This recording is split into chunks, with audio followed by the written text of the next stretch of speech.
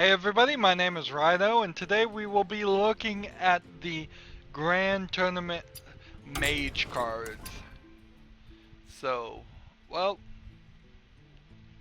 nope, sorry, not Mage, Druid cards. We're gonna work our way through here. I thought the Mage was the first one, but apparently not. So, to make things simpler, we're going to just click here to only show the Grand Tournament cards. And we're gonna go in depth here and go into crafting mode so we can see the cards that we don't have. We just opened 50 plus packs, and so that is definitely something that gave us quite a lot, but we still are missing quite a lot here too. I have 1,235 dust, so I may make the decision to craft something, but I'm gonna wait till the very end. And notice how as I'm going over these with the mouse, it is marking these as seen, which um, is what we're gonna eventually get rid of all these little red notifications. Here, I want to include soulbound cards too, just in case there are any soulbound cards for the Grand Tournament. I don't believe there are. Soulbound cards are basically cards that you get and you can never lose. That way you always have at least a basic deck that you can make. So, first card is Living Roots. You have the option of dealing 2 damage or summoning 2 1/1 saplings. It's a common card for 1 mana. I think this is a good card. I think it is probably a cheaper card than what they already have that will destroy, uh, will summon like 2/2/2 Trents, or will destroy all the creatures on the board and summon Trents instead. It plays definitely in that concept. I've never really been able to grasp the Druid style of play very much. I've seen uh, some strategies about trying to destroy creatures and create Trents, and I've seen a great strategy where if you can survive to the very end, you can replenish everybody's life and then have the player run out of cards and just draw a bunch of cards, but that's a pretty slow strategy to be playing. Next card is Darnassus Asperiant. Oh, they're making it hard on me. It is a 2 mana, 2 attack, 3 health card. It has a battle cry where it gains an empty mana crystal, and it has a death rattle where you lose a mana crystal. Well, if you played this on the second turn, it would probably survive for at least 2 turns and be a good card. I think that's a pretty good card, yeah. I think most of the Grand Tournament cards are going to be pretty good. We have Druid of the Saber. It is a 2 mana, 2 attack, 1 health. It has either the option to transform to gain charge or to get +1/+1 and stealth. Now, a 3/2 with stealth on the second turn is a decent card. I'm not sure I'd really play it, though I don't play a lot of stealth cards. And a 2/1 with charge on the second turn is probably not any real different than the, like, Boar. I think there's a neutral card that's a 2/1 with charge for 2 mana too, so I'm not sure that's really that useful, but it gives you an extra option there. Where the Boar only has charge, this has the option where you could go stealth otherwise. Next one is the first card I don't have. It is an epic. It is a 3 mana spell called Mulch. It destroys a minion and adds a random minion to your opponent's hand. For 3 mana, it's not too expensive, but I'm not sure that's really a great card. Uh, you could play it at the right times, but you could also play it at the wrong times quite a lot. Just destroy a very low level minion and then give him a even stronger minion. Next one is a 4 mana spell called Astral Communion. Gain 10 mana crystals and discard your hand. For 4 mana, this could be a very powerful card. It would play to trying to make your opponent deck and run out of cards, but it would also make you run out of cards. If you had, for example, the Jeeves card from Goblins vs. Gnomes summoned, that is a character that at the end of your turn you draw 3 cards. So you would be able to, at that point, get 3 cards after you discarded your hand. So then the next turn you would have 3 cards you could play and 10 mana things by your 5th turn. So I think that's really powerful. That almost takes you from a 5th turn to a 10th turn of the level of cards you could play. It's pretty powerful, yeah. I'd want to play it with Jeeves, definitely.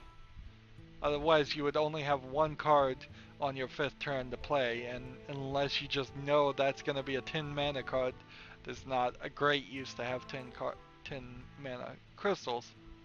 Next one is a creature called the Savage Combatant. He is a 4 mana, 5 attack, 4 health. He is a rare. The blue ones are rare. I'm not reading these. These are just flavor text. They're cool and all, but they don't really have any commotion. And I'm not mentioning how much dust it would cost to create or disenchant them, or how much you'd get if you disenchanted them, because that's just not really important right now either. So he has an Inspire ability. This is the first character we've come across that has Inspire. It gives your hero +2 attack this turn. So I believe the Druid's ability, the Druid class's ability, I could be wrong, gives you 1 attack and 1 shield. I think that's the Druid's ability. So with this guy, when you would play that ability, you would get +2 attack. So then you would have 3 attack and 1 shield, I believe. I think that's how that reads. I'm gonna have to wait till I see somebody play that to make sure that's how it works. But it should give you 3 attack plus 1 shield each turn you have this guy on. This is definitely somebody you would want if you plan to use your hero ability. But you're going to want a lot of inspired characters if you're going to use hero abilities. Next one is Windwalker, a 4 mana, 4 attack, 4 health creature. It has a battle cry to give a friendly beast +3 health. I'm not sure I've ever really bought into having beasts with the druid deck. I haven't so far seen a deck that would really make a lot of sense to have beasts in it. I will mention here, you only get 5 dust to disenchant this. You get 40 to create it. You would have to spend 40, so there's not a great reason that you would want to disenchant cards unless they're extra cards. Unless you've already got the maximum that's required times 2. That's the most you can have for most cards. I did have some thought of some players maybe taking all of the original cards that they could, and maybe even all the Goblins versus Gnomes, turning them into dust just so they could create and have all of the Goblins versus Gnomes things. It would be a very silly way to do it, but yeah, I bet there is somebody out there that actually did that. Next up is the 7 mana Knight of the Wild. Whenever you summon a beast, reduce the cost of this card by 1. Alright, so now I'm starting to see the beginnings of a beast druid deck. If you could get this down to a 4 or 3 or 2 or 1 or even 0, because it can go down to 0, it can't go into the negatives, I believe. That would be an interesting thing if you could make a card cost -1 mana crystal and you got a mana crystal when it was summoned, because of it, but I don't think they're going to do that anytime soon. Uh, if you get this real cheap, a 6/6 is pretty good. It doesn't have charge or shield or anything, so it's not a great card, but it would be something I'd think about. Next card we have is Knight of the Wild. Uh, I got this one in gold form, and I do have a policy of disenchanting golds, and um, I think I'm gonna do it. I think it's silly, it's not very helpful, but I just want to have a full non-gold collection of all the cards right now, and then I'll come back in 5 or 6 years and start saying, okay, let's make some golds. Knight of the Wild is a 7 mana card, 6 attack, 6 health. Whenever you summon a beast, it costs 1 less. It's the same card as this one over here, except for in gold. And I already have 2 of these, which means I can disenchant this freely and get 100 more dust. So I'm not showing the golden versions right now. Obviously, you can have gold versions of some cards if you wanted, but if you try to craft them, they cost considerably more in dust. I got 100 from disenchanting it. If I wanted to recreate what I just disenchanted, it would cost me 800, and that's not something I want to do. And so, the last card for the Druid is a Vania? It is a 9 mana, 5/5, and it says your minions cost 1.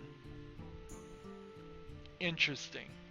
So, on your 9th turn, unless you can get this summoned earlier, which there might be some ways, there is a card that will just summon a random legendary card.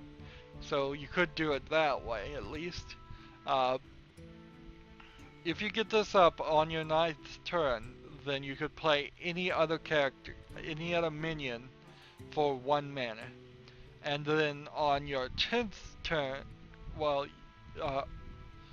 no, if you play this on your 9th turn, then on your 10th turn you can summon 10 other things, which doesn't really help that much because there's only 7 slots, and as long as this is here, you'd only have 6 more available, so you could summon at most 6 things, unless you summon something with charge and have it attack something and die, and then summon something to replace that. But yeah, it's a pretty powerful card. Not seeing any huge game changers so far in the Druid deck though, but I think it kind of helps a little bit. I've never been able to really wrap my mind around the Druid deck much anyways, so this set of new cards hasn't completely explained it to me, but it will all make a lot more sense once we get to the neutral cards. Anyways, that's going to be it for this episode. I will be putting out the next episode for the next class, character class set of cards, and then I will go through each character class as their own separate episodes, and then I will do neutral cards, and then I am going to come back and rebuild all of the decks from whatever I've learned through looking at all the cards. So we may get deck rebuilds that use a lot of the Grand Tournament cards. We may get deck rebuilds that use none of them, but at least we will have more knowledge and be smarter. Anyways, that's it for this episode. As always, I ask you to like, share, subscribe, comment if you want to, and watch every second of my videos. All of that helps. If you want to support me, you can click on my name Rido. On the right will be a blue button that says support this channel. Click it and make a donation. And if you want to friend or follow me on basically any social media sites, there's a whole bunch of links down below. Thank you for watching. Have a good evening.